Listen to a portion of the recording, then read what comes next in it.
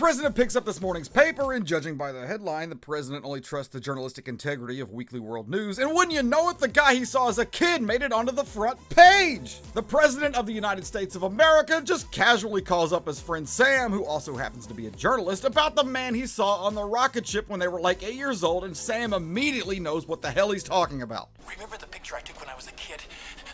That guy that saved the White House, they found him in Alaska. You know, because if my friend called me up and said, hey, remember 50 years ago when Billy had to leave the show because he was getting constantly harassed for being gay and they refused him to pay him anymore and he cried like a little baby at school the next day? I would totally not know what the fuck he was talking about and definitely not hang up the phone and start crying, attempting to cauterize that reopened emotional wound with tears and vodka. Oh God, it's coming back. For some reason, they think Captain America might have some information about the Red Skull, even though they would have no fucking way of knowing that because the only thing they even know about him is that he had a blue mask with a white A on it when they saw him when they were 8 years old for 10 fucking seconds while he was strapped to a fucking rocket. Jesus, why are these grown-ass men so obsessed with Captain America? Back in Rome, Red Skull is reading a Roman newspaper to find out that this rubber-clad asshole has also made the front page there too. So this dickhead is making front page news worldwide, but the only way that this moron who works at a goddamn newspaper found out about him was because of a phone call from the fucking president of the United States. Whatever movie. Red Skull then makes the asinine presumption that Captain America intends to stop him from doing something that is still kind of fucking unclear. You must intend to stop me. And contracts his daughter to kill him. Can I count on my daughter to take care of this for me? Absolutely. We find Cap running through the beautiful mountain terrain of northern Canada, and he's somehow spotted underneath the trees by a guy from a helicopter. How? How did he spot him, movie? I want you to tell me how. Oh look, here's Sam, who just happens to be driving along in northern fucking Canada. So hold on just a fucking second, let's analyze this. Okay, so it's never made clear if Sam lives in Washington, D.C. or Washington State, but let's go ahead and give the movie the benefit of the doubt and assume he lives in Washington State. Now the newspaper he's holding is called the British Columbia Gazette, which would currently put him smack dab between Alaska and Washington State. However, the only clue as to Cap's location is the front page headline, Arctic Man Spotted Near Fort Thomas. Now the only Fort Thomas I can find is located in Kentucky and Arizona. I don't understand why this movie has to be all over the goddamn place with locations. Why did Captain America have to land in Alaska? Why is he running through northern Canada? Does he plan to walk all the way back to DC from Alaska? And the rare moment it gives us an exact location, it's fictional. Fort Thomas? They're nowhere near Fort Thomas. I guess I'm just thinking about it too much. I mean, if the director didn't care enough that the guy on the radio says today's date is October 17th, 1993. It's October 17th, 1993. But the newspaper says the date is Tuesday, June 30th, 1993. Even though June 30th, 1993 was on a fucking Wednesday, I don't see why I should fucking care. Anyway, there's some really stupid action sequence involving some incredibly shitty porno-grade synth music. 2 helicopters, some dirt bikes, and Cap getting chased through the woods, which ends with Sam showing right up in front of Cap in some kind of astronomically impossible coincidence. Sam calmly asks who the people shooting Cap were, and he simply replies, Nazis. Who was that shooting at you? Nazis. Yeah, clearly Nazis. Sam then tries to get some information from Captain America about Red Skull, and even though he admits to having absolutely no knowledge of who he is or where he is 100% convinced that this person he's never seen before is alive and he's responsible for the assassination of some of the world's most influential people. Captain uses one of his most famous superpowers, deception and misdirection, to steal Sam's truck and leave him abandoned in the Canadian countryside. Would you pull the car over, please? I think I'm going to be sick. What? Would you please pull over the car? I am going to get sick. Oh, okay, all right.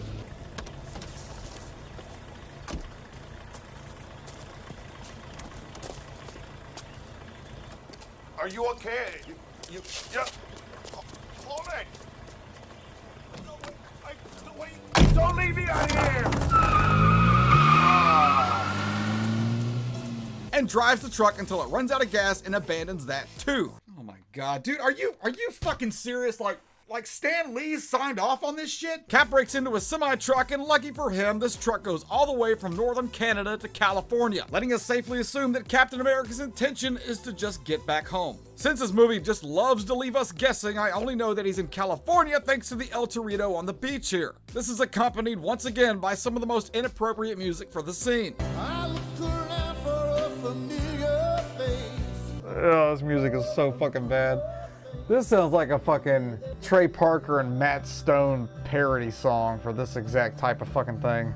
He then returns to the home of his girlfriend, Bernie. Hey, where'd he get that trench coat? Where he sees a blonde who looks just like Bernie because they're played by the same actress. He then decides to lay hands on her, and his unwanted advances are answered with a six-pack to the face, instantly putting him right on his ass. Hey, remember that guy from earlier who pushed a 5-ton truck like it was nothing? Yeah, this is that same guy. Bernie appears on her front porch, who looks a little wrinkly around the chin, but still appears to be totally fuckable, along with some really pissed off looking gentleman who is clearly ready to do us all a favor and beat the shit out of this rubber-wrapped pervert. Inside, there's a pointless scene where Bernie explains she waited 16 years for him to come back, and when he never did, she moved on. Cap seems suspiciously relieved that he didn't have to bang this old chick anymore and tells her, I guess it just wasn't meant to be. okay, well now I'm just starting to think he joined the Super Soldier program as a really elaborate way of breaking up with his girlfriend.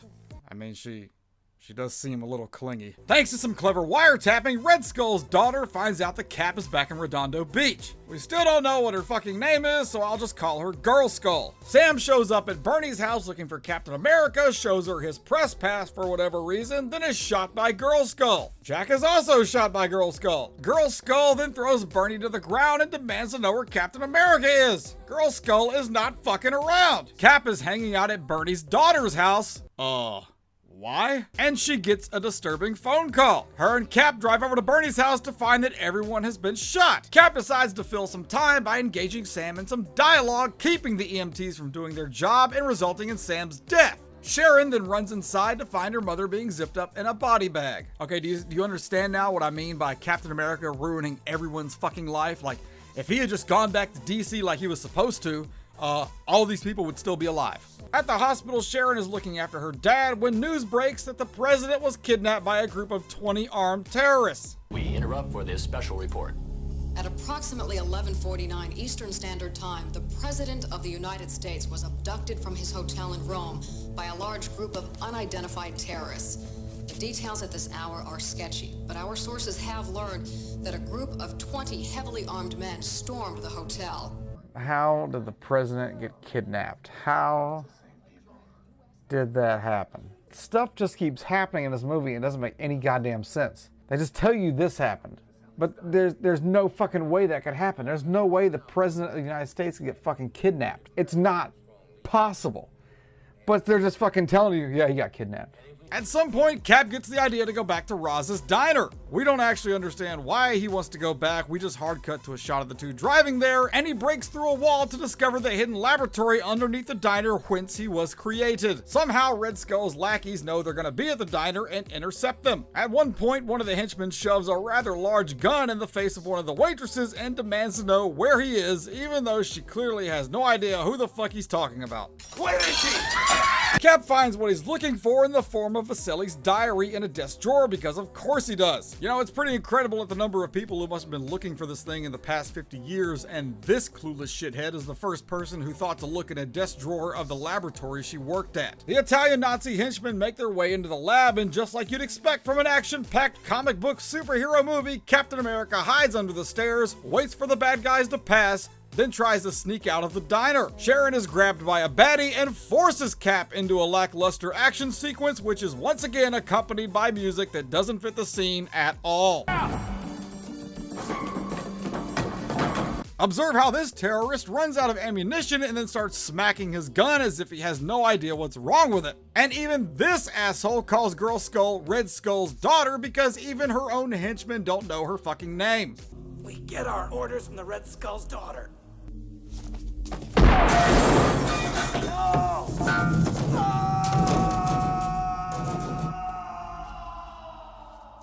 What the fuck? Where does that go? Why is it so deep? Remember, these are the same guys that managed to kidnap the President of the United States of America. Cap and Sharon leave the diner, but not before managing to scare one of the waitresses. They read Vasili's diary to discover the childhood hometown of Red Skull, and for whatever fucking reason, think someone would know the name of this kid who lived there 50 years ago. Back at Castle Red Skull, we get some pretty bad acting from Dick Jones. You guys still here? Why don't you do it and get it over with? Followed by some cryptic spiel about how Red Skull is gonna be president or something. I get to be president of the United States. You know, I honestly gotta say, Scott Paulding seems like the only actor in this movie that's any good or is actually trying to make an effort. You deserve better, my son. Sharon and Cap are cruising around Italy. Yo, pay attention, what the fuck? When he uses that same poorly written, lazy bullshit trick of stealing someone's car that had been used earlier on Sam. Could you pull over for a minute? I think I'm gonna be sick. Oh my God. Oh, got her again.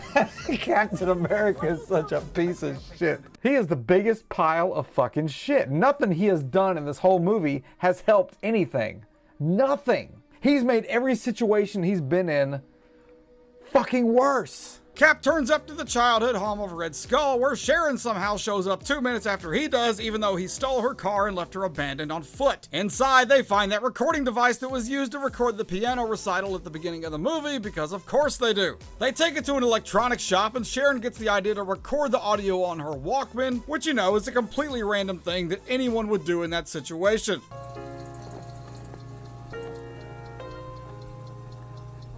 Okay, so what was the point of that? What did he learn from this exactly? Hey, remember when I said at the beginning that that recording device at the beginning of the movie won't show up again later, and it does? Well, this time I'm dead serious. I promise that this Walkman will not be used to advance the plot later in this movie. Cap and Sharon are sitting at a cafe trying to figure out how they're gonna find Red Skull, when by complete coincidence, I guess, Girl Skull and her cohort finds them, pull out guns, and begin firing at the two at near point-blank range, and still somehow manage to miss every shot. They are then taken out by one of the cafe's many bulletproof wooden tables, beginning yet another awful action sequence, including the very cliche car chasing them down an alley. Oh, that fruit stand's getting it, buddy. Oh, yes! Two kids playing in the aforementioned alley, and escaping the enemy by hiding underwater. By the way, even though you can't really see the kids' faces here, I imagine they have a look like, holy shit, is that car actually going to hit us? For all its mediocrity, this scene does have one high point though. Sharon goes back to the diner and snags Girl Skull's purse to finally learn the location of Castle Red Skull on Lorenzo Island. Also, it's 73 minutes into the movie and we almost learn Girl Skull's name, but it's cut off at the top of the screen. I like Girl Skull better anyway. Sharon sees that the Nazis have followed them. Obviously, they must be Nazis because they're driving Porsches. I wouldn't think Porsches would be the most utilitarian vehicle for, like, henchmen to have. And for the third time in this movie, the old Texas switch is used. Oh, shit. Got a little bit of his own medicine there, didn't he? Bye. That is the best decision that this girl has made this whole movie. Sharon abandons Cap and she is caught immediately. Cap decides to change out of his very comfortable and practical street clothes and back into his incredibly stupid and restrictive Captain America uniform, because I guess it's important to the plot somehow, and begins his ascent on Castle Red Skull. President Kimball escapes from his cell and says Sharon to this woman he's never met or had one word with in his entire life. Sharon. He escapes the dungeon using what is quite possibly the oldest trick in the book on the same people who managed to steal the president away from the Secret Service. His escape is foiled after he's confronted by the Red Skull, who apparently has to do everything himself, and the President of the United States of America decides that the best course of action at this point is to just off himself without having so much as a second thought about it. Then you can't win. Luckily, even though the angle is horribly wrong, he manages to fall within grasp of Captain America, much to the chagrin of Red Skull. Kimball insists that the two have met before, even though they most certainly have not. Steve Rogers. We've met. And somehow Cap remembers that he was the little boy from all those years ago.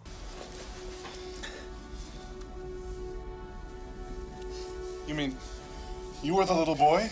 You know, the little boy he saw when he was strapped to a fucking rocket. In the dark, Cap and Kimball begin their advance towards Red Skull, where Kimball manages to dispatch these highly trained terrorists rather easily and then makes a call to someone demanding to speak to NATO command, and the person on the other end doesn't believe he's the president. This is the president. Give me NATO command. Yeah, I know. I wouldn't believe it either. That's the best line these writers could come up with. Not, this is President Kimball, security clearance, Foxtrot Tango Mike 199 or some shit. No. Instead, we're gonna use, this is the president. I know you don't believe me. Fuck. Cap and Red Skull face off for the final showdown, but before they can dance, all hell breaks loose as Kimball yet again manages to outmuscle a highly trained henchman who probably has about 100 pounds on him.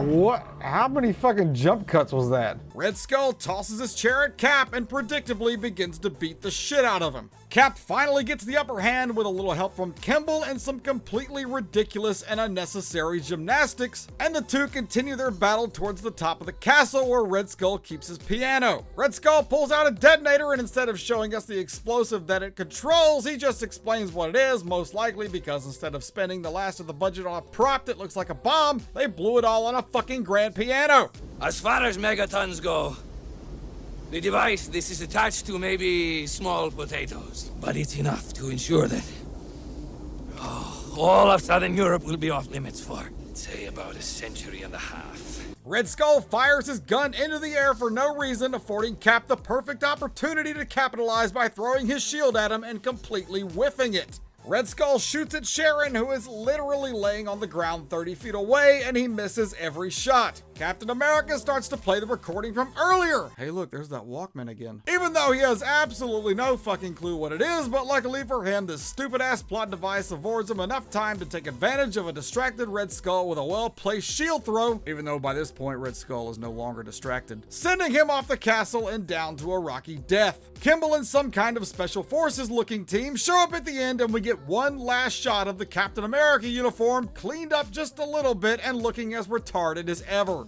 Well, there you go. There's Captain America. Fun fact about this movie, the first time I actually sort of saw this movie was when I rented it from a movie gallery when I was about 5 or 6 years old, and it was a VHS copy, but it was so damaged that you had to keep fucking with the tracking on the VCR, and as much as you messed with the tracking, the thing would never track because the magnetic tape was just so screwed up in it. So I actually kind of watched the whole movie just through static, and the only part I remember was Captain America in the castle. That's the only part of that whole movie that I remember from watching it as a kid. I mean, you gotta admit, it was a pretty good movie. I honestly thought that Scott Pauling was pretty good in it. You got actors that can only work with what they're given. If the direction and the writing is shit, then there's only so much the actors can do. Everybody else sucked. But I thought Scott Pauling was alright. I'm actually a little disappointed that he didn't get bigger than he was. But as for Captain America, even as good as it was, I still wouldn't rank it number one of all time. Me personally, the best superhero movie all time is Blade 2. It does not get any better than Blade 2. By the way, why isn't Blade in the MCU? He really needs to be. I mean, it's like, where do you even rank Captain America as far as the greatest superhero movies go? Blade 2 is number 1. I guess that means Captain America would have to be number 2. Out of 5 thumb ups, I give Captain America 5 out of 5. Hey, don't forget to subscribe to my channel before you leave, okay? It'd really help me out.